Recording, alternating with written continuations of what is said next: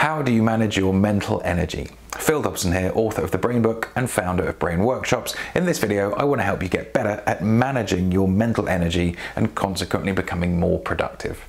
All too often we think about our output at work in terms of hours, right? I've done 8 hours work today. Last week I did 50 hours of work. No, it took you 50 hours to do your work. Stop thinking in terms of hours and think more in terms of energy. Firstly, you can't really manage your time, but the thing that enables you to get more from your time is your energy, and that is something you can manage. So what specifically can you do? Well, I think it's first important to understand your mental energy is a variable. It fluctuates every day throughout the day, and a lot of that is predictable. So reliably, most people feel that their energy, their mental energy, is greatest in the morning.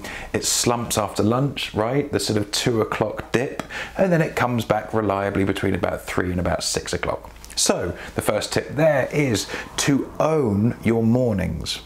If you just spend the first 60 minutes of your day in a non-reactive state working on your most valuable tasks, the whole day will probably be better. What you don't want to do is to waste the morning or to kind of delegate it to other people, to outsource your energy to other people's stuff, to then focus on your high value activity just after lunch. It wouldn't make sense.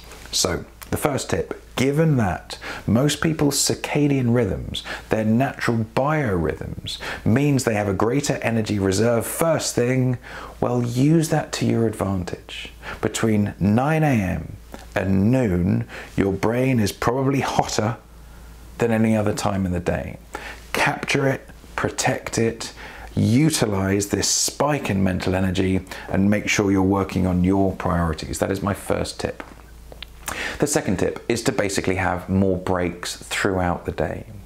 So your brain, not only does it oscillate in this circadian predictable rhythm, it also oscillates in what are called ultradian rhythms, which is basically about every 90 minutes. So practically, what does that mean? Have a break about every hour, maybe every hour and a half, but don't feel the illusion of productivity that you get from sitting at your desk for 2 or 3 hours thinking I've done so much work, because you probably haven't. The more breaks your brain has, up to a point obviously, the more productive you are likely to become. If you want specific data on this, a large meta-analysis done last year found that the most productive 10% of employees worked for 52 minutes and then had a 17-minute break. So the point is, have more breaks, and probably when you have a break, have a longer break than you're currently having. It's not just change the application, do something different. Ideally, you want to get up, shut the laptop down, maybe go for a walk, have a chat with someone else. Shift your brain state is really what you're going to do, and the more you can shift your location, the easier that will be, and then come back to your work afresh. So that's my second tip. And the third tip, I suppose, is if energy is a variable, if it is a limited reserve, you also need to switch off, right? There's no good just working ever later into the evening.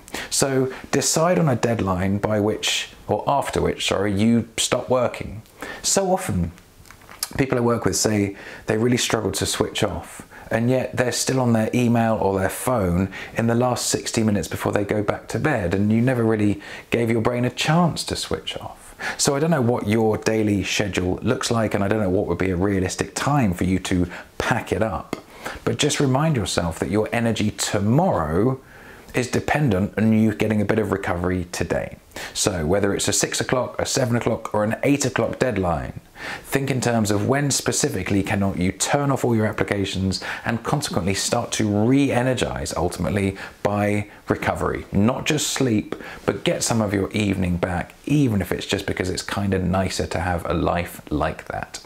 So quick 3-point review. Step number 1, well, you know energy is a variable and it predictably changes throughout the day.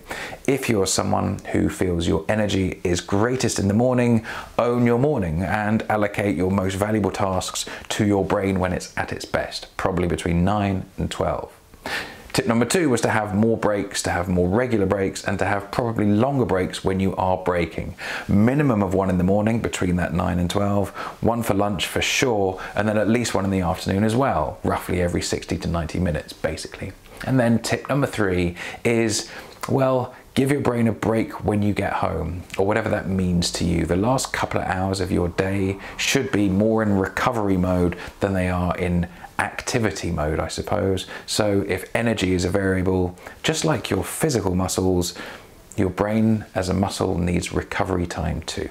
So I hope this has helped. Quick reminder, more reminders and tips and tricks are up on the website, brainworkshops.co.uk. There you can subscribe or share this video with someone you care about so they can become more productive too. Until next time, all the best.